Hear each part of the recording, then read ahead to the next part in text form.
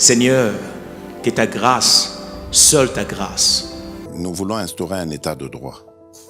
Et dans un état de droit, il y a une justice indépendante.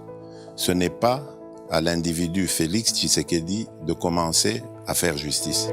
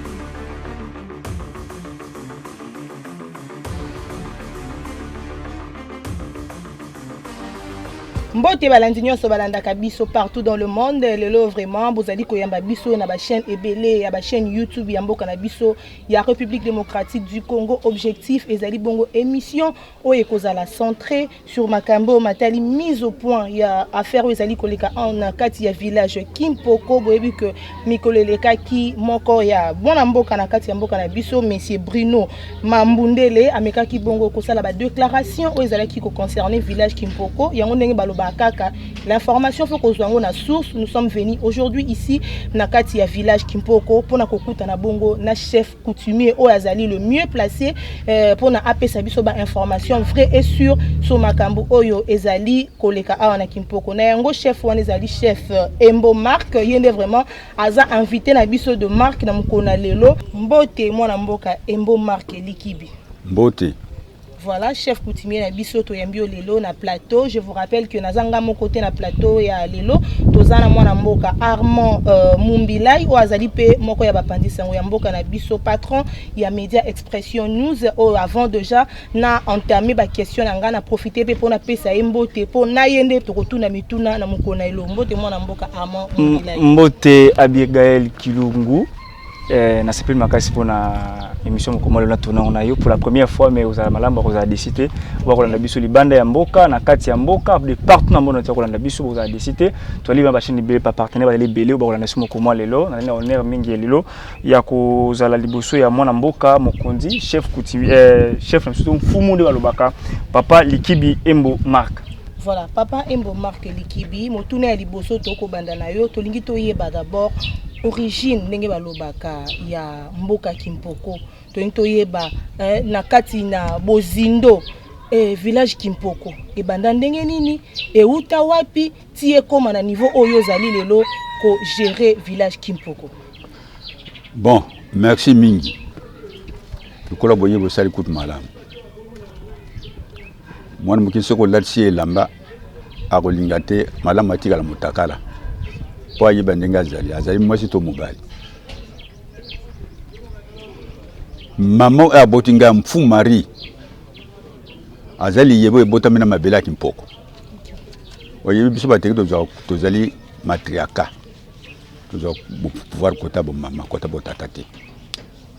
Kimpoko bo fungula matoni na bino malambo yoka. Bo bongisa ba instrument na bino malambo. L'histoire est longue. Mais beaucoup patienter pour la nangote na suka.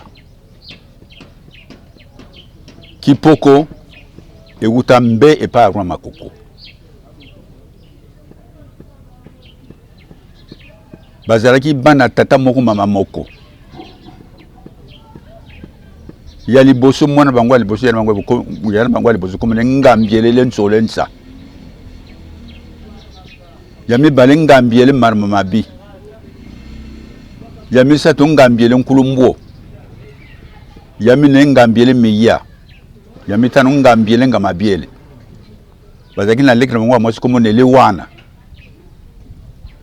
zaki na mobile na comme ne mfumo bar bazaki na camarade na bango comme ne tadik azaki na mwasi na bana mibale na mwana mo na jeune fille moko tamba lungwe mbe e pa roma koko batamboli na makolo baye te butu ekweli bango na nzela balali na mboka moko isuru tongo etani balungu na isuru balandi te bayi kolala na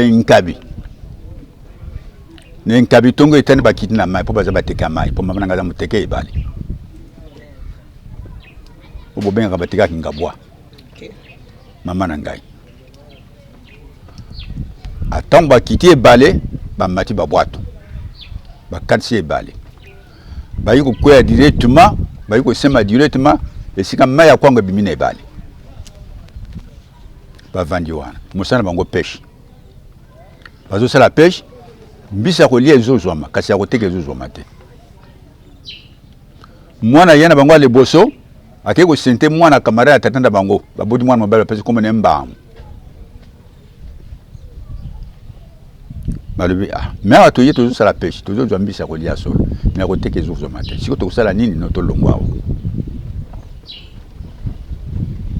balongwe wana bayebisi camarade na bango tokende camarade yango alobi te ngai na kodeplace te ngai na koko na ngai na mwana na ngai na mwasi na tokotikala kaka awa bango balongwe bazwi bapirogue olie batiolo batiolo te bazwi minano babeti minano pa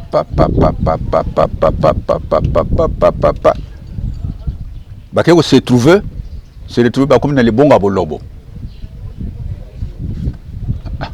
mais totioli te ye minano tosi dokomi ya tokosala nini balali na libongo na ebale tongo etani bakei pa chef olobo komi na mukeme biso lo yawe pana yo kala biso tokovanda pana yo te tozana bato ebele la sabio sika tovanda bazwi ba droit coutumier ba yakina ngo ba peli chebolo te na ko ba droit bino nanu te aussi lonta bino na bozwi place ya kovanda te so bozwi sika kovanda bonyana ba droit ba luke sika ba jwe sika ba kene ba droit pa chebolo mo ba pesier ba vandi musana bango pesi ba ko kile biso ba ke pesi ba bomi mbisi ba teki. Donc, avant qu'il ne pêche, ça même une semaine, je seulement ko bina ko mela, ko yemba ko bina ko mela. Rythme mbo kana bango. Alors, le ko bazaki penabo lobo, c'est pour le mona ki le ko dérangement. A bengi bango. Alors non, banda bino bokoma anga na lala isu pour malamu te. Ko bina ngwa ndengi nini wana. Bolemba kate, bango ba lone za ndeka ndengi ya mboka na biso. Alors non, par semaine, attends, bino 2 fois ça va. Mais bino lundi, mardi, kobina, nga mwana la iso pongi malama ozali tete. Wana to yoka na te. Bazongi. Ba pesi ko mambo ngo bazalaki, ko mambo na vimlenga bo. Wana zo nazo tamba ko mwana munoka mboka ya mama. OK. Vimlenga bo. Bavandi wana. Botika bali ko tikate. Botika bali ko tikate. Ay ba conflit côté entre bango na bato abolo. Suko nango ni betumbe bimi. Babani kubunda. Atu bazokufa bepane bepai. Bazokufa bepane bepai. Bazokufa. Ye semeke ne bango mfumo abara mubala leki ne bango ata obeti masasi juza vibu akozokate. Otubi le konga ekotete. Okati mashita akozokate. Atu bazokufa kota bologo. Chevolo bali biche. Menga batu na mboko balinga basila. Kaka monto yo mfumo abara oyo. Na kusala ndenge nini? Wana babundi mardi. Baye suna rendez-vous betumba vendredi. Chebolo ba juli konga akina ngona ndako anganga na kombo ya mfumo abara. Also mfumo abara na kangi mfumo abara bi akufi baye batikali wana atabaza makasi mena kozoba ngona maboko. Ba vandi te bango pe baza batu mibali ba loti. Ba lobi tozana danger. Traché wolo ba juli konga akina ngona epa ya nganga pona kombo ya semer na bino. So to vandi kakawa eza malamu te. Lokola kola mboka lingi biso te kola mabele to longwa. Et comme j'ai dit na pourquoi chez Boloba ke panga ki ko retirer le konga. Nganga lomi le konga wana ko tiango na ndako te. La lisango le kola ndako. Et comme j'ai dit vers 3h du matin pour tout comme vendredi bango bakangi biloko na bango ale batienne ba boîte ale babeni ko tiola 5h bato boloba ye bayokuta etie banda kwa pamba muntu moko azate shoboloba lubi lokolo bakimi batunanga bakufe belebo ba mata bakita ngana bango bakoto na sema bele ngana bango bango bazo tiola njela wana ndeko ngamba sana nzemi njela ba komina njela ndeko ngamba pa mwasi pasa ko bote saliye ayiko bota mwana mwasi ba pesa komina ngale nche te ba ye te ba yiko se retrouver na île Mbamwawa o e baleke Braville o e kena biso e sange za na kati wana to mengo île Mbamu ba fandi wana bango bakanisi bo esili o ke bato bolo bazana njela bazola na bango bon bana ya mibali bazo ya kosala pêche koto po kuna courant de zama kasi moya ko bwaka singa ezate so ba sali pêche te na poko bazongi ba sali pêche te na poko bazongi une semaine après bato balo bayo kote bango bisu babundi bato balo balo non c'est bolo balo bité o dozo sala bozoba bato bazo kuve pana be pa lo moto za kozwa ezate surtout sala kibundeko wana nini comme ne mukeme c'est bolo wana dina mbula nini papa ngano na botami ngako na botami na note maman aboti ngapa botami na note wana histoire kaka wana zo pese histoire ndenge zali to sai camarade bino ko ko ko pena kisa bo sumela biso mungwa po biso kuna mungwa za kapasi na kamwa belamba biso to keto bomimbisi to yena ngo to sele échange biso jo bino bo sombi bino botika na mbisi biso to ke bino pe botikali bavani bato bolo bazongi balali 2 jours 3 jours bazali ba papa bato bolo balo to sai camarade à solo to boite soki ba lobi à solo malamu so ba kosi biso ba vienyo so ba ko tia tembe soki tembe zali tembe be monani bango so ba sina kokufa bo sikoyo so bango ba jongeli biso ba nani ba ko bunana bato abolobo bino bana lokola bozo kini ko sala pêche na ngambo kuna kona ngambo kuna tene to ko sala mboko ezate to longwawa balobi Teresa monene wana na periode wana so komi kinkole tero nyoso ata muntu azala gite okumwana bato so ko maluko parti nyoso tout vide muntu azala gite ba kadisi ba yiko tala balobi oui c'est bien les a bien ba longo kuna ba yiko fu ba yiko to wana komba ki poko pe ezate tango bayiba kuti bandenge moso pinga ngono mono kamboka bampo bazo liambisi pene basali me bazo na basali me bazo kene ko liaba ba vandi te un mois après mais mbongo to vandi kombo ezate ndenge ni bale mais yo tuna kumba mbozo tuna kumba mboka nini bandenge to kutaki bampo kumba mboka kimpoko a partir kumba kimpoko ya partir kumba bandenge wana yo pese mboka kimpoko na mono kamboka biso pinga kimpoko impo bandenge no komona bampo yango tina komba kimpoko bavandi ezaki na mboka moko comme na ngumu chienne ekukumanjite ekolaka te kasi ya moto ekolaka mwana babotaki na njerema azokola akumi jeune fille mboka moko ezaki mochienne côté à lac bleu à nécropole kuna nyonso wana eza mabele na ngai bale tozo mona batu moko côté bale bazo sala pêche pene bale mais batu na côté pa uti to yebite ba uti api bazai kuna batu misato lita likibi na maku mibali misato bazaki na mboka wana likibi azaki na mwasi na ye azaki na bana mibali mwasi na mobali likiba le no tiana na ko tala bango aya yo ko tala bango so bazaba teke mais malgré qu'il était à maman, il y a côté exactement différent. La solidité à zone. Avant de kuna, 2 jours 3 jours, il y a aux dessus. À zone. Quand on a ça battu le cadre. Donc bazo ka sa bazo ya pona li solo ba ka bande ko boss ba sola or ki ye mission na ye ke na jeune fille wana ba botaki na njela wana. Et comme je suis allé à le non bande ko nanga ngana lingi ndeko na bino na balayi wana le wana mama ya ngalincha botaki na njela akomi chef kutumia kimpo fumunkento bango balobi te biso za na problème te soki olinga na mwasi okobala mwasi obali mwasi na yo biso osala nini likibi alongwe kuna azalaki na mboka wana moshene azwi mwasi na ye liboso abalaki wana soki mwasi yango ekolo nini soki mpe ekolo nini toyebi ete na bana abotaki aye kovanda bango ndenge loko moto ayi kovanda mboka basemeki na ye na mwasi wana liboso bavandi ala likibi sikoyo abali ngali nche mwana babotaki na nzela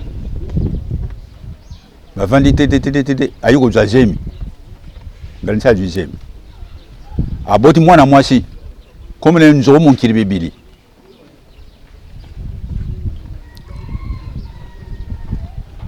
wana famille bazoloba ba DG banane tous so po bafinga kate so bafinga ndena fingi mais bino bafinga bolinga te bafinga Vraiment. Finga te. baboti nzogo monkili bibili nzogo monkili bibili akoli akomi mo jeune fille mobile moko akotaki mekonga komene mpaba kolo ayi kolinga nzogo monkili bibili nangi mpoko legale sama lobite moi c'est yana ngazaki na zano jeune fille mwana tigeza ta ju moi ça yana yesu mais yana kofi a ju moi c'est le a commission moi c'est na yana ko tiezi ma yuko bota mwana mobile komene mba mundele bango nyo sona bazeli bare tout ressortissant ba uta soki koko soki nzoba ken le bala na mikonga te nde famille wana ki pokemona nite mais bakoma na nini na nde bakoma na ligne ya ki pokote OK. nzoba bala ke nzoba bali nzoba tanga mobile wana kufi mpa bokolo mobile na ye ayiko jonga kipoko mwana wana na yebite ese bino tunaki bango metuna te kaya bino bolobe ke boza bataki poko koko na bino abota mama na bino auta wapi kongo na ye nani kipoko ngoba nani bayaki nango tunaki bango metuna wana te Biso to yende na source mwana wana o abota makena e pale samu na menka na mwasi na mwana mwasi abota ngwana lobe ko komone liaka siko silisa te bango nyonso bayi ko jonga na kipoko awo baza kolia na maboko anoko na ngai baza na famille te po famille mango eza mikonga awa na kipoko baza na famille te ata moko eza te siko mwana mobelo abalaki o abotamaki na ye mwana mwasi wana tialebi akoli ake kobala mwasi na bwantaba na mbankana kuna na kupema mbankana azwi mwasi yo na ye na ye DG aza motege mama na aza moto abwantaba te so alingi bokonzi akino zona bwantaba kote mama na uta bon mama mama na bwantaba ye tata mongala te moto abota ye mongala te acha mwasi wana zimbu tane komo tata yango koma monkolo tata na déjà za motegete chef selon Bruno alobi ete yo oye kokoma chef kaka na 2011 ndenge ni okoma ki chef na mboka wa Kimpoko mais na lobi no tonga na zokola mama na ngaza korela tenge histoire aza korela tenge histoire Kimpoko ndenge poko ezali abika na 2011 ndeko chat des autres na kati ya village te ngana du pouvoir le 19 avril 2013 ngana du pouvoir il y avait 19 chez coutumiers et coupement donc 20 chez coutumiers ezalaki kongana du pouvoir bango na ngana mona na moka lobaki tamba turenke bango na moka lobaki na moka la yati so Kimpoko ezabo ba yebi yango ezamboka na bango banyangala kata papa mboyo basaka na ngai songa zaki ndokina ko lia bango nyoso tu na bomba bango nyoso bako sana ngani basa ngana makambo su ye deje na bwanta bakona bazo luka chef na mboka kote mama na uta lakini ko pouvoir ne pas mama na uta mais pas ici à Kimpoko babi ki zo muto ya Inzolo Inzolo ezali ferme atata na ngai babi côté ndi faut que on va pouvoir ndeko na Inzolo zala na côté Inzolo ezali ferme atata na ngai ezamboka baluka pouvoir te mboka ya ngai ya pouvoir Kimpoko esika mama na ngai bimi li yebe mema mabela Kimpoko mama na ngai chef moi motune mke yo na bato ba prédécesseur na yo disons de tolo baka na français bato yo kutaki na pouvoir boza na relation ni mama tala veut dire bango so bakuti na bakomi na Kimpoko wa au moins bazo beta to bazo ba Kimpoko baza na droit Kimpoko ata mukete Pour ceux qui nous ont dit que nous avons fait des choses, des familles ne se font pas. Nous avons fait des choses. Peut-être que nous avons fait des choses. Donc, basé sur quoi tu connais que nous avons fait des balles, nous avons fait des balles, nous avons fait des balles. Donc, basé sur quoi tu as fait des balles. Bamususu. Koko nangai abota mwana mwasi kaka bo moko maman aboti ngai. Donc maman qui libala. Chef balobi ke oteki cimetière, oteki même na terrain ya d'Aipen lié à l'état. Boni côté ka terrain o Mobutu. C'est une histoire na bango ndenge chef na bango koko na bango da Kabila ka Mobutu terrain wana pour ba tonga ba moderniser village Limpopo. Yo teki ba terrain surtout oteki ba cimetière oteki et puis question musu lié sur Kabila ba oneko wela bo konzi na 2011 Obamba Mutu. Obamba soki mwana ba moko Kongo na mutu akufa pe cimetière za yo na preuve la pour. Voilà, très bien. Papa, Mobutu a sommé ma belle wate. Mobutu n'a rien acheté comme terre ici. Bayaki bango me balé. Général Molamba, na Mobutu. Tant Molamba est premier ministre. Molamba du côté au CC. C'est un benzali. Ngambokuna. Asaki belanga kuna. Balona ki mamanyok, bamama ko bazoki ko son mamanyok kuna. Mobutu a du côté yi balé. Mobutu sukana ye, so comme na pompe essence. Dansele. Nous avons été chez des partis. Ce que je Mobutu. À droite, il y a Mobutu a salata papier, acte de conseil de décision, n'a chez Kouti, même Moroté qui m'a belé à son bas. Yoka. N'a pas été dans un autre examen, je peux faire un examen. Mais n'a pas été. Et si on a vendu, il y a un télé présidentiel. Ah ouais, parce que Mobutu a niaga tonga 1000 maisons à Wanamabelo. Mais tant qu'on est l'État, le but de bon sambo Baninga, ya yo. Tina Mobutu misa linga sa kimsa na kwado. Mobutu loka yaki ko senga we papa koko nangai. Ne balé à sala port sorti à rivière Mai Pembe, ne balé à sala port té cité du parti. OK? Té cité du parti. Mais sala ki amulu cité. Mobutu loka tonga wa ejina nana za kusaba ejina nana kasi bo bo kuma ba ejina neze utasele na ejina nord famba ba saba tomate na ejina alimentation za kusaba loko ba susu ba za kulia na ba bataton ainsi de suite iyabe yango na eshini teroyo ngana Martin chef Benzali mata zo samba pona tero wana ngana samba pona tero. Merci. To komi kuna to tunaki da penal lexata papier moko mokebo o ba sala ki akona Mobutu il n'y avait rien le mokote. Oui, ça m'a bien engagé. Merci beaucoup, chef Toko Minasuka, Maman Abiga, mon pasteur Minasuka, deuxième partie. Il y a une partie administrative où on va acquiser que non. Là où il y a le document officiel, on a prouvé vraiment que Kimpoko, Ezamboko, Mboka, il y a chef Embo, Marc Likibi, qui est vraiment Kokoutanana, ou Azali coordonnateur, mon Mboka, Mbo. Franck, il est vraiment à couper sa bise vraiment précision sur Makambo, le domaine administratif. Il y a Mboka Kim. Restez scotché branché, vous avez sur le deuxième partie.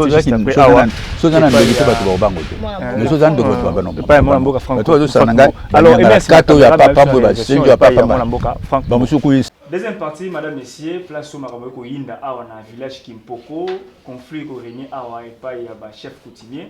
Tu es si quoi avoir la deuxième partie pour jouer la preuve à l'appui et à la document sur le plan il y a un administratif j'allais dire sur le plan administratif il faut tout le document parce que nous attendons la civilisation dans le 21e siècle il y a ma sur ma lobaté au village nanga qu'est-ce qui prouve que nos village qu'est-ce qui prouve que le ministère intérieur est notifié qu'est-ce qui prouve normalement surtout tout le bilan awa na cordon alors la ligne moto pour qui non plus surtout mission toujours na concerne ngai Abiga Kulungu. Merci beaucoup, moi Mboka Armand Mumbilai, kaka ndenge alobi, tozana moi Mboka Franck Mbo. Avant toute chose, yemoko nanu a se présenter devant vous pour boyer basoki Franck Mbo Aza Nani. Bonjour, monsieur Franck Mbo. Bonjour, maman journaliste. Tore koyeba awa tozali koyamba yo en tant que qui pe oza nani na village Kimpoko. Bon, je suis passé dans l'émission d'abord étant que le fils du chef Emboliki Bimar, qui est le chef légalement investi, installé, intronisé. Et aussi, en deuxième lieu, étant que les coordonnateurs du village Kimpoko. Coordonnateur, titre où ils ont contesté partout. Balobi qui est coordonnateur, na chef coutumier, ça n'existe pas. Coordonnateur, na Kimpoko, et tika na kozalate, mais bino boye na moi modernisation, mo boye na loko ya sika, o bo créer pour na bo s'accaparer na village Kimpoko. Alors, merci. Nako répondre beaucoup plus ndeko Bruno Mbamundele par rapport, tout, disons, famille naïe, par rapport à la contestation sur les noms des coordonnateurs. Tamususu, mot coordonnateur, des OP, ça est pas si. Mais ce qui est vrai, au Moni Lelo, tu as déjà la modernisation. Okay. Donc, au total, même depuis que Histoire et Banda ya Mboka, hein? Je crois que c'est en 2017 ou 2018 comme ça, que même les gouvernements a créé ce qu'on appelle le ministère aux affaires coutumières. Aux Hollanda. C'est pour dire quoi? C'est pour dire que les gouvernements eux-mêmes ont rendu compte que le conflit est allé belé. Autant mieux que le ministère moko po gérer un problème wana. Mais auto yebi biso nyonso que banda ba koko na biso batika ministère affaires coutumières et à la raté. Les coordonnateurs, ça signifie quoi? Nous avons trouvé un désordre bien organisé. Créé par qui? Créé par M. Bruno, créé par son grand frère Mampeme, créé tous ces mondes-là. Pourquoi? Parce que pour na bango, balobi que le col habite dans la famille coutumière, automatiquement tout le monde devient chef coutumier. Oh, il n'y a aucun dispositif légal ou disposition légale qui dit que parce que je suis le fils du chef coutumier, automatiquement je deviens chef coutumier. Ok? C'est pour cela, le chef Marc, il m'avait mandaté, étant que responsable. C'est pour dire quoi? C'est pour dire que n'a géré village Oyo. C'est pour dire que des ordres à la tête. Moi, même, exactement, mais c'est ça qui est à la base, il y a un conflit parcellaire. Parce qu'on ne sait pas qui est le chef, qui ne l'est pas. Tout le monde se dit chef coutumier parce qu'il est né de la famille coutumier. Or, ce n'est pas ça. Et des autres wana, le kola yebrino, nabande konaye ba créa yango, de combo ya cordon et zo banks. Et zo pesa bango passe. Mais je vais les demander, soit à zonga, classe à kendeko tanga, ou soit à consulter dictionnaire. Il va comprendre, il s'agit de quoi. Cordon Mbo. Ouais. Nani nini o chef Likibi akomaki chef ya village Kimpoko. Papa, vous savez, aujourd'hui, le pouvoir ancestral ou coutumier est réglementé. C'est pour dire qu'aujourd'hui, il y a des lois, il y a des tests. Okay. Vous comprenez? Si vous prenez les statuts portant nomination des chefs coutumiers, la loi dit quoi? La loi dit que les chefs coutumiers est d'abord désigné selon les IC coutumes et en plus reconnu par les bourgmestres et enfin installé par les chefs des groupements. C'est pour dire quoi? La loi reconnaît le pouvoir de l'installation d'un chef coutumier, c'est par les groupements. Vous voyez? Vous allez voir qu'en 2013, il y a eu ce qu'on appelle acte d'investiture du chef Emboliki Binmark, que le chef de groupement Ngouma et Mangande l'a installé étant que chef de groupement le 19 avril 2013. En fait, comme pas groupement, il y a d'abord famille d'abord, il y a un procès pour un chef. Oui, pas nécessairement, parce que je pense que ce qu'on a dit dans la déclaration, M. Bruno. M. Bruno a dit ceci. D'ailleurs, entre Bisso, Tobande Koyokana, Zolanda. Parce que tant que bien à Consolation et Salami, il y avait 4 candidats qui étaient sortis. Mboke Koza a dirigé 4 personnes. C'est pour cela que Funda n'a pas Ngouma. Oui, Bachaka intermédiaire. Donc ça signifie que tant que intérim moi est sili, babi qu'il faut investir chef, mais bango baluki ko désigner, en fait désigner 4 personnes. Il y avait Nzere Thérèse. Il y avait Ngavu Sidoni, il y avait Paul Missi, et il y avait qui d'autre là encore? Qui encore là? Les noms, en fait, les noms ça m'a échappé. Ils étaient au nombre de 4. Non, Mampeme il était intérimaire. Mampeme n'était pas un chef coutumier, il était intérimaire. Mais non, ben Consolation et Salami pour inverser ce que Oya Kozala chef. Chef officiel. Oh, maintenant, qu'on a engagé village Kimpoko 1. Alors, à partir de Wana, il y a 4 candidats. Sur les 4 candidats dont les noms je viens de vous citer, il y a Mbilinga. Ali Kaka Bango. Bake ko funda et pas ya groupement Munguma. C'est pour dire que o yazo contester o wana o kunazo contester mususu. Koyoka nezate. Mais non, à partir ya Nguma, parce que les chefs marquent aussi dès ce jour-là, balinga ki pe famille na iba kangaye. Pour ba comme la 5. Chef m'a dit non ngabo kangate parce que awa boza désordre déjà. Awa mokonza iba nte mokonyo to yeba na wapi na Nguma. Toke ne Nguma mutu na muta okene ko samba aloba ndenge nini mboka ngo ezali ndenge nini ligne ya utaki. Omoni tongo ba komi na Nguma. Oye babimaki officiellement candidat. Babandi ko interroger bango. Nguma ye moko na basage na ye. Il s'est rendu compte que parmi batono so bazolo bawa eyando ya Kimpoko azate. Nguma a posé la question à l'assemblée. Abi na batunyo so bafandi awa. Est-ce que ça mutu moko te wayebi ke ye pas za eyando ya Kimpoko. Wayebi ke ba koko na ye ba utaki bazawa. Mark aye ko tombola musabi. Batuni yona nga Mark. Zolanda. Loba na biso ndenge nini Kimpoko ezali. Je pense que vous venez d'écouter tout ce que Embo a rencontré devant tous les notables, y compris même les notables et à coutume, y compris même les gens de l'État, au Bazaraki Wana, et Marc aille à convaincre tout le monde. Et à la fin même, le groupement a posé cette question. À lobby, Makambo Marc à lobby, qui va contester? Personne. Parce que Marc a expliqué, détaillé, souci à moko na nenge ba utaki. D'ailleurs même des gens qui disent ah bon tu tout ça papa beaucoup de ça parce que ndenge ya lobby awa parmi bango muta lobby ndenge ya lobby azate. Vous voyez? C'est pour cela le 19 avril comme la loi dit le 19 avril 2013 on a investi Mboliki Marc étant que chef coutumier. Mais est-ce que na chef na investiture ya chef de groupement parce qu'aujourd'hui la coutume est réglementée. Ça va? Quand on dit le lobby, ce qui chef de groupement investi il faut autorité municipale. Azoa, bourgmestre, Azoa attestation de reconnaissance. Vous allez voir déjà le 17 juillet 2013, les groupements ou disons les bourgmestres de la commune de la Céleste avaient déjà qu'est-ce qu'il a dit? Il dit ceci, je m'en vais à lire. Il dit, je suis Augustin Kamaïndi, bourgmestre de la commune de Lancele à Kinshasa, conformément à l'acte d'investiture de M. les grands chefs coutumiers du groupement Ngouma du 19 avril 2013, attesté par la présence que M. Marc Mboliki est reconnu comme chef coutumier du village Kimpoko, situé au quartier Domaine, dans la commune de Lancele, en remplacement de Mme Thérèse Kalibi décédée. Les bourgmestres l'a reconnu. Vous voyez?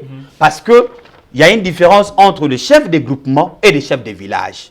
Ici, nous sommes au village Kimpoko. C'est pour dire que nous, personnellement, nous sommes gérés à la ville. Donc, c'est pour dire que notre pouvoir, beaucoup plus, il faut que le gouverneur de la ville reconnaisse aussi qu'il y a un chef coutumier. Vous allez déjà voir en 2013, toujours en 2013, les gouverneurs de la ville. Nous ne dépendons pas des ministères intérieurs. Ça, je vous dis vrai. Ça, c'est la loi. C'est que Bruno a aussi mal. Non, bien sûr. Il y a un que Bruno Fazonga, classe avec le Tanga. Les ministres intérieurs qui gèrent.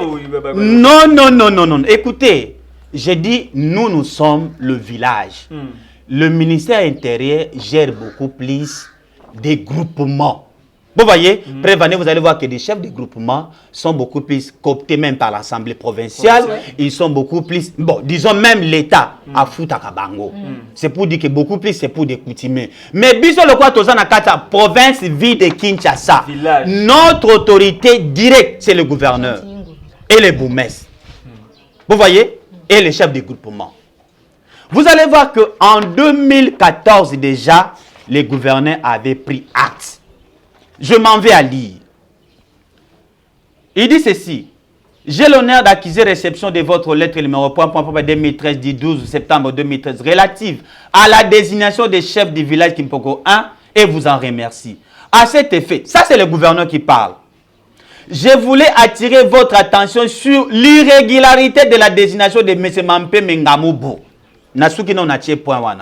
Ici le gouverneur parle de l'irrégularité.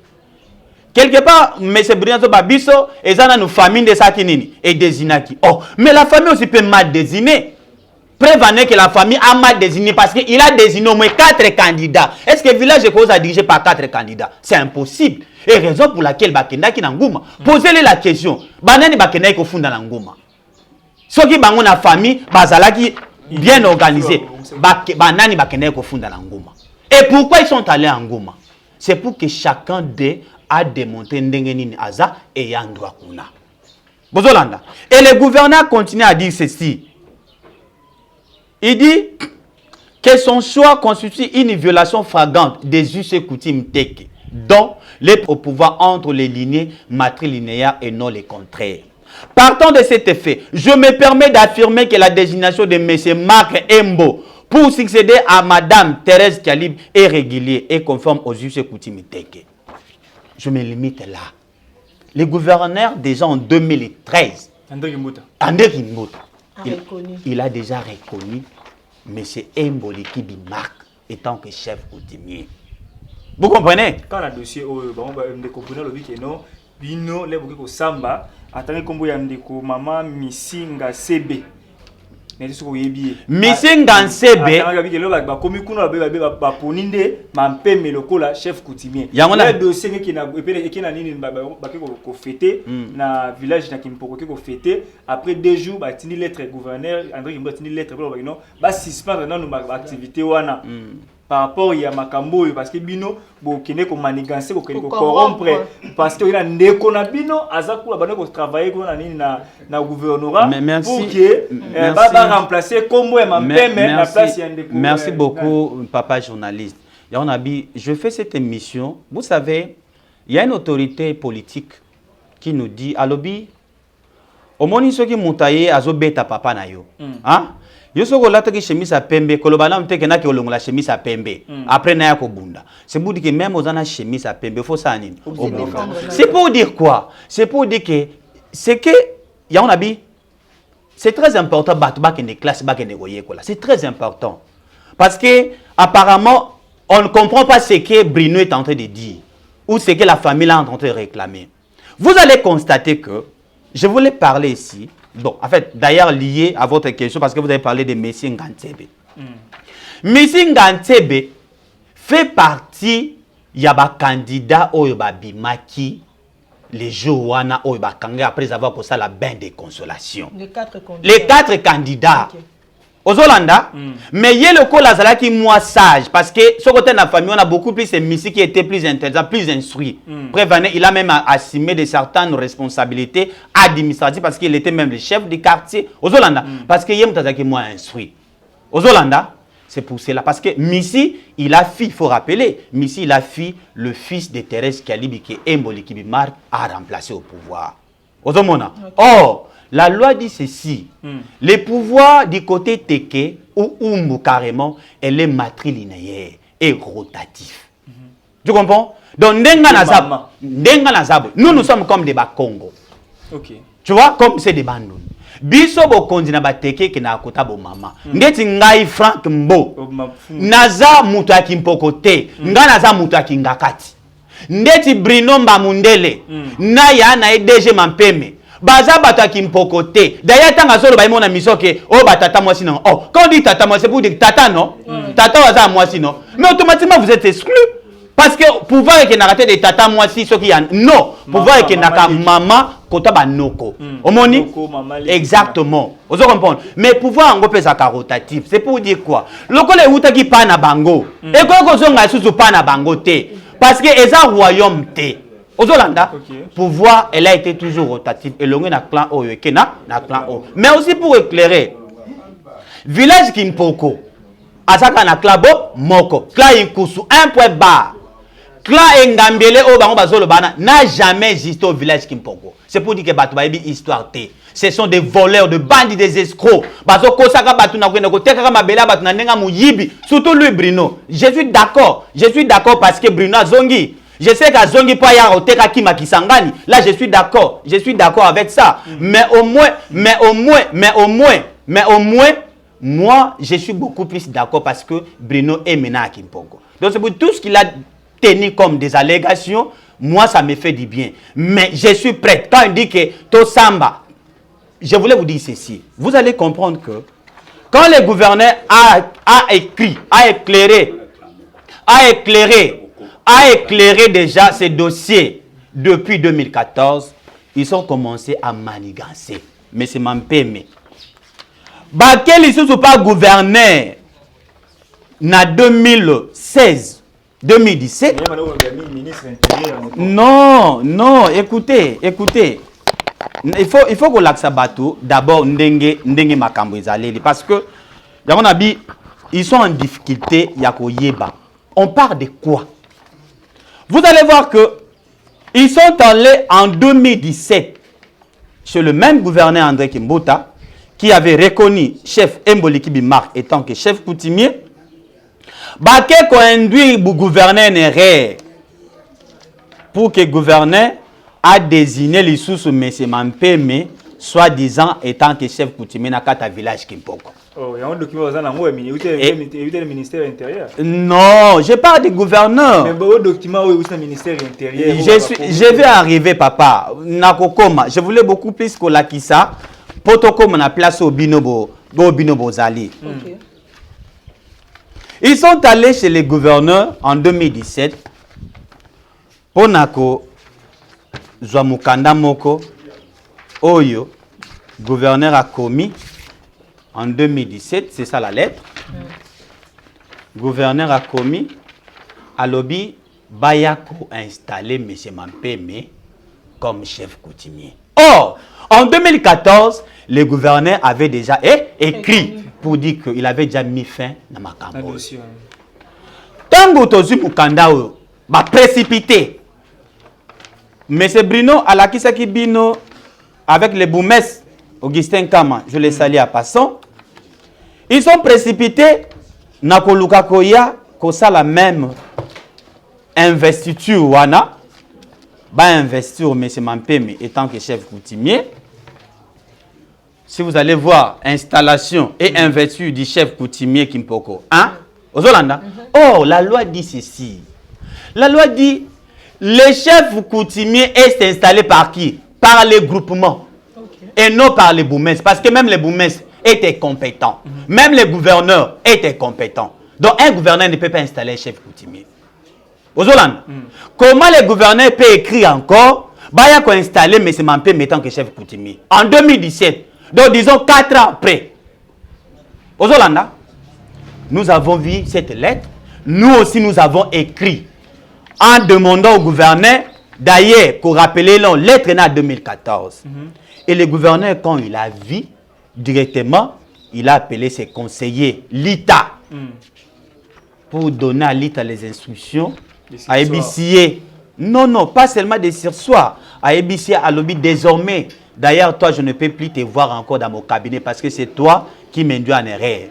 Lui-même, le gouverneur, le 20 mars 2017, a vu lettre, report de mon instruction. Donc lui-même, le gouverneur, a reporté sa lettre pour dire que il a même confirmé toujours Mboli Kibima parce que le temps nous fait défaut. Je ne peux pas continuer toujours à lire. Okay. La situation s'est calmée. Tofandi tindenge tokomi na ba niveau au lelo. Maintenant, nous étions encore surpris de voir, je crois en 2020, M. Mampeme a saisi le ministre des Affaires coutumières, M. Bitakwira, pour dire que non, toujours par rapport à ces déclarations. Oh, baboto la pouvoir na bango. Oh, bango ba yan droit. Le ministre nous a écoutés, a attendu tous les partis. Le ministre a pris cette lettre, a écrit. Je pense que comme je dis, on ne peut pas lire. Ok, faute de temps. Faute de temps. Le ministre a écrit. Oui. Mais non, bazui lettre moko baye, M. Bruno, y compris de ses avocats, baye ko fatfier lettre moko, baye ko bimisa, ba imiter même signature, ya Bitakwira, ya ministre. Balobini na lettre wana, oh chef coutumier Mboli Kibimar qui a fanda pas, Mampeme pas fanda pas, ti commission moko koya. Nous avons vu la lettre. on a écrit au ministre pour demander l'authenticité de cette lettre. Et le ministre a répondu de cette lettre que lettre wana est faux. Et il a instruit même les procureurs. Il a instruit le procureur de chercher comment mettre la main sur M. Mampeme. Je crois que j'ai la lettre ici. De mettre la main sur M. Mampeme pour le faux en écriture et usage de faux. Des dossiers même qui est la justice. Des dossiers et même... Non, pas seulement ça. Des dossiers et même qui est la justice yangoana. Wana ministre Abandé. Ça, c'était instruit sur l'ordre des ministres national. Vous voyez? C'était rien à voir avec M. Mboliki Bimar. Oui, parce que même il y a des lettres comme ça, il continue toujours à manigancer, qu'il ne créer une commission à l'Okuta. Mais vous allez voir même qu'en 2016 déjà, cette commission d'arbitrage Wana est statuée à Capé déjà. Ils ont rendu même sentence. C'était le 13 juin 2018. Si vous regardez la liste des chefs coutumiers retenus dans la ville province de Kinshasa, quand vous prenez le numéro 12, village Kimpoko 1, Mboliki Bimar. Okay. Vous voyez, signé par la commission d'arbitrage. C'est pour dire que dans Kimpoko, il n'y a aucun conflit qui existe à Kimpoko. Sauf que M. Brino, M. Mampeme, lui avec sa bande de mafieux comme des Brino, tout ce monde, vous savez ce qu'il faisait? Il y a un habit qui combat Cordozo Bank Sabang. Vous savez ce qu'il faisait? Thérèse Kalibi, elle était alphabète. Elle n'a pas étudié. Abandaki ko signé beauté, abandaki ko tchaba print digital. Le la bango, c'est le bande des escrocs. Brino Mbamundel, Mampuya, paix à son âme, qui vient de se décéder. Et toutes ces familles-là, tout ce monde-là, moana, a salisa caché na ye, moana tchaka musapi na ye. Omoni, tout le monde se dit, Thérèse Kalib. Mais ce qu'on t'a dit, print digital, acte de ce genre, vous allez voir qu'il y a de multitudes et multitudes. Ndeko Franck Mbo, en parlant, il y a Kolobela Bandeko, qui baza na Moibi, bazali kosala musala malamu te, kasi bango pe baza ko accuser bino ke boteki na pangu ya bato, boteki daipen. Oyo ezali bongo domaine moko oyo ezali kosunga population, surtout na ngambu na bino ana Kimpoko me balobi yo ensemble na chef coutumier boteki Kimpoko. Maman, en fait, je me dis, on parle de quoi? Corps n'était pas respecté. Vous voyez? Le la bango, bazaka makanisi à côté comme belé, il ne sait pas comment qu'on revendiquer ba droit na bango. Mais nous, quand nous sommes entrés au pouvoir, nous avons écrit au chef de l'État sortant officiellement. Nous avons dit quoi? Que par rapport aux accords, tout ça qui n'a l'État congolais ou l'État à l'époque Zaïre, ces accords n'étaient pas respectés. C'est pour cela que nous demandons à l'État, s'il y a moyen, soit à honorer l'accord, ou soit à rétrocéder les biso mabele na biso. Vous voyez? Et les chefs de l'État sont tous. Il a instruit les ministres aux affaires foncières, la primature, la présidence, Basali, commission mixte. Quel est l'objet? Venir délimiter village Kimpoko 1 et village Mbenzale contre domaine présidentiel. Vous voyez? La commission, cette commission est venue. Basali Moussala. Basui rapport, je n'ai pas ici, mais j'ai le rapport. Basali rapport, Tindeli Bakomeli, directeur du cabinet du chef de l'État. Nemi Moulande à l'époque. Parce qu'après avoir affaire foncière aux commissions de Moussala, le président de la République, il a envoyé son directeur du cabinet pour venir voir exactement ce que la commission a fait. Et il était venu même à Kimpoko, il était venu à Mbenzale. Vous voyez? Le rapport est allé au Conseil des ministres. On a débattu sur ces rapports. Et le gouvernement congolais a pris l'option de désaffecter les villages Kimpoko. Désaffecter Mabele Nabango. Le 11 mars 2019, le ministre aux Affaires foncières a créé un arrêté de désaffectation. Vous voyez? C'est pour dire que désormais, cette partie-là n'appartient plus au domaine présidentiel, mais ça est devenu pour un individu. Ça devait dans le domaine privé. Qui le représente maintenant ou qui engage Kimpoko? C'est Mboliki Bimar. Mais au moins, pour la parenthèse, mais quand nous nous sommes venus installer ici, nous avons trouvé des concessions, non? Ces concessions-là a été vendues par qui? A été vendues par Bruno, les faussaires, l'escroc. A été vendu par M. Mampeme, les faussaires, l'escroc. A été vendu par ces mondes-là que vous connaissez, ces bandes des escrocs-là que vous connaissez. Mais pendant que c'était encore dans le domaine public de l'État, là, l'État n'avait pas encore désaffecté. Maintenant, la question, c'est à savoir, ou la question à se poser, c'est Bruno. Tu as des questions par rapport à dossier, il y a mort d'homme. Les dossiers de mort d'homme, les dossiers de mort d'homme, papa, les dossiers de mort d'homme. Moi, personnellement, je me demande si na famille ou na penza, batamaye les bazate. Apparemment, c'est comme si baza pété. Parce que Koyoka, Magambrino, Bané Koloba, moi, personnellement, ça m'a dérangé. Yo Zamout, Babominde Konayo. Mais aucune action au niveau de la justice. Qu'est-ce qui a été passé? Chez nous, des Teke, ceux qui bakangi chef, ba investir. Chef, il faut qu'il faut fanda quelque part.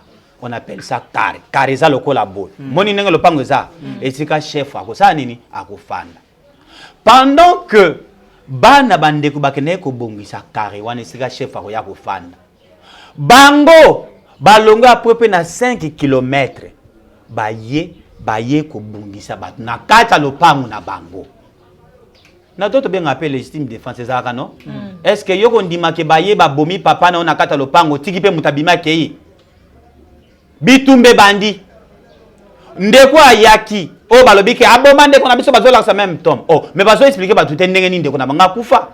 Bomba ki ekomo. Oui, mais ni ne sele baba makongo. Yende ko na bango wana azui machette akati papa leki na mutu.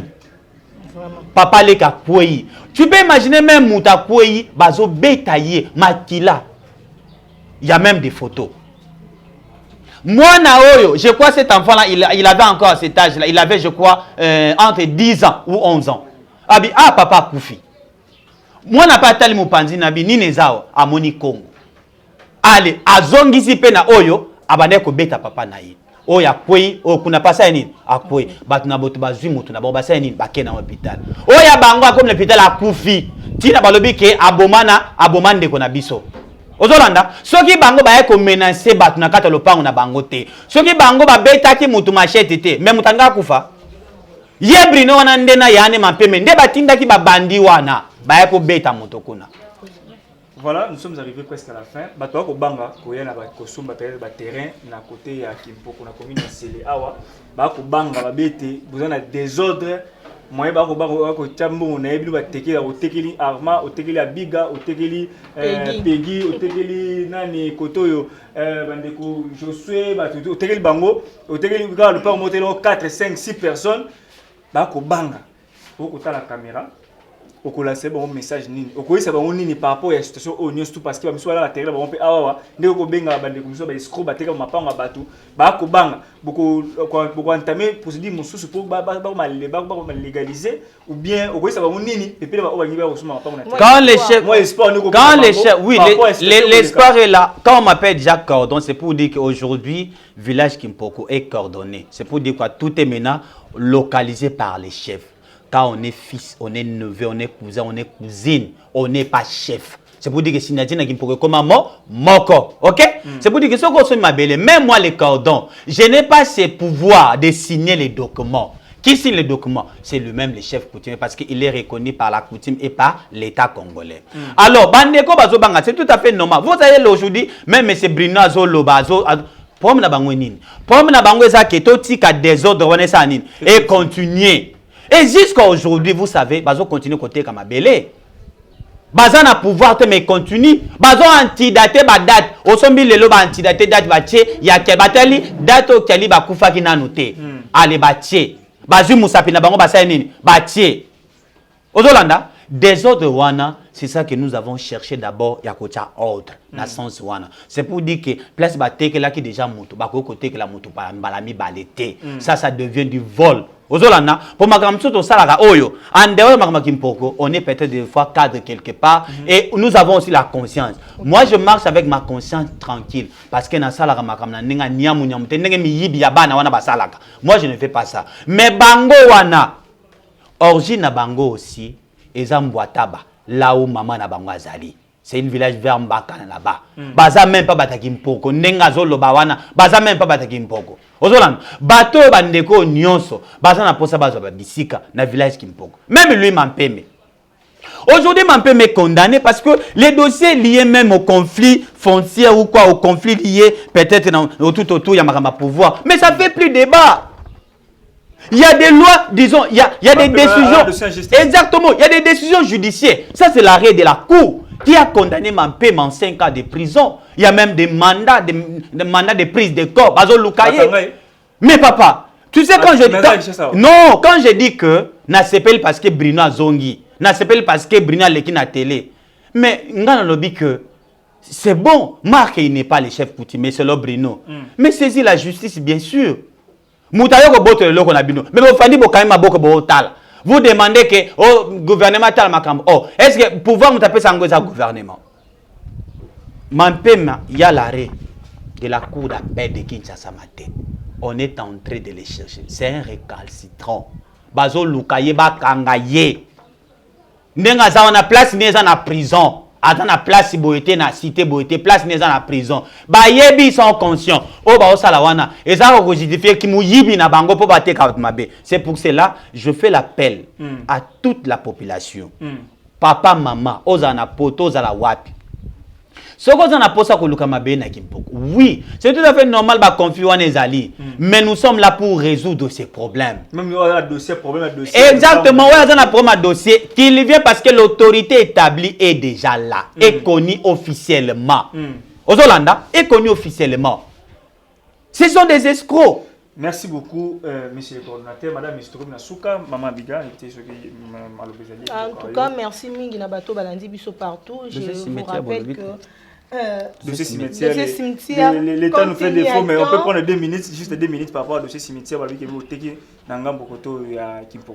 Mais il y a un lobby. Vous savez aujourd'hui, Poto Baki, il y a un cimetière. C'est pour dire que Moutachaka va cimetière, il y a l'État. Ça va? Soit l'État va prendre un arrêté pour dire que arrêté Oyo n'a pas si cimetière. Au moins, c'est même dans la nécropole, Azan a arrêté. Aux Hollanda. Mais si vous allez au village, disons pas au village, mais au quartier Ngandamoussolo, là où tous les ayants droit coutumiers passés, là où on a enterré tous les chefs coutumiers passés à Kimpoko. Mais si vous allez là-bas, Banda Kuno, Nana Teki, Bruno Moyibi, Nana Teki, DG Moyibi, Nana Teki, toutes ces familles-là. Quel cimetière? On parle de quoi? Quel cimetière il fait allusion? Parce qu'ici, nous avons l'arrêté ministériel qui a désaffecté cet endroit ici. Et ils ont remis ça à qui? Au chef Mar. Ça va? C'est pour dire qu'ici, pour ça, il faut chef Mar. Quel cimetière dont il parle? Est-ce que Bruno qui tape dans la classe, il qui tape, attanga aye bénéfice que soit Mukanda. Et il parle aussi qu'il peut banana 1800. Est-ce que Bruno peut nous citer le nom du premier chef coutumier de 1800? Bruno, il peut nous citer les noms des premiers coutumiers de 1800. On parle de quoi? On parle de quoi? Si je l'ai répondu aujourd'hui, d'ailleurs parce que je ne peux pas permettre à ramasser population à Bisso. Aux Hollanda, Yango n'a pas répondre. Mais en vrai dit, moi je dis qu'il me pose tata nangai, mais ça maman nangate. Parce que Bisso Kimpoko, to Bisso bateke pouvoir to zoka na bo maman. Oh, mais le gars papa nangeza ngate. Si je vais bouffer à Kimpoko, je peux bouffer derrière mon père, non? Ça va? Je ne suis pas... Nazana droité pour succéder à pouvoir. Ouais. Ça va? Là, je n'ai pas droit. Mais que gérer ma affaire, il y a papa. Je m'en ai papa, c'est l'entreprise, après si moi, je gérer. Bien, mon père et papa vit de son âge. Ça va? Et nous, il nous avait envoyé à l'école pour aller apprendre. Et je suis bien instruit. Naza qui zengi le la brinoté, le DGT. Merci. Il a des difficultés même pour écrire son nom. nazaki zengi loka bangote. Mais je leur répondis poliment pour les faire comprendre que ce qu'il dit, il est à côté. Merci beaucoup, Cordon. Merci beaucoup, na DG Bakolobé, DG Hervé Mouloubate, il y a Liberté, plus T, DG Mampeme, il a créé des autres. Ah, na Kim Poko, Maman Bigatou Nesuka. Comme Nasuka Bandeko, merci Nengi Bolanda qui biso vraiment partout dans le monde. Plusieurs chaînes ont vraiment beaucoup de biso na émission Auto Sali Lelo Nandeko na biso Franck Mbo et pourquoi pas le chef coutumier Oyo Asimbi Mboka ya Kimpoko Papa Kilibi. Merci. Merci beaucoup. Merci quand même à technicien baba explication comment Lelo comment na Ndeko Peggy Walunga devient Ndeko les réalisateurs Aimé Kasaka toujours présent. Ce que vous avez l'image, il y a CG Kabouya, mon abouti AK47, et ali Aimé Kasaka. Merci beaucoup. Na mon aboka Bertin Mutombo, merci. Koto le correcteur, j'ai oublié le nom, Josué. Il y a aussi. Glody Okabaz, toujours. Merci beaucoup Nabino. Restez scotché branché dans la chaîne Nabiso pour Nabiso. Libanais Amboka, la Katia Amboka, depuis France, Belgique, Canada, restez scotché branché dans votre chaîne. Et Boulibo Benga pour la précision, nous sommes le PAM, nous sommes la parcelle, concession. Vous avez le numéro de l'affiché, vous avez le numéro, il y a coordonnateur, vous avez aussi une inbox pour que vous soyez une inbox pour se la développer par rapport à terrain. On va le pas, on a un qui boy. Ah, ma caméra, un dossier, un dossier, un document, à nous revoir prochainement. Bye. Bye. Seigneur, que ta grâce, seule ta grâce. Nous voulons instaurer un état de droit. Et dans un état de droit, il y a une justice indépendante. Ce n'est pas à l'individu Félix Tshisekedi de commencer à faire justice.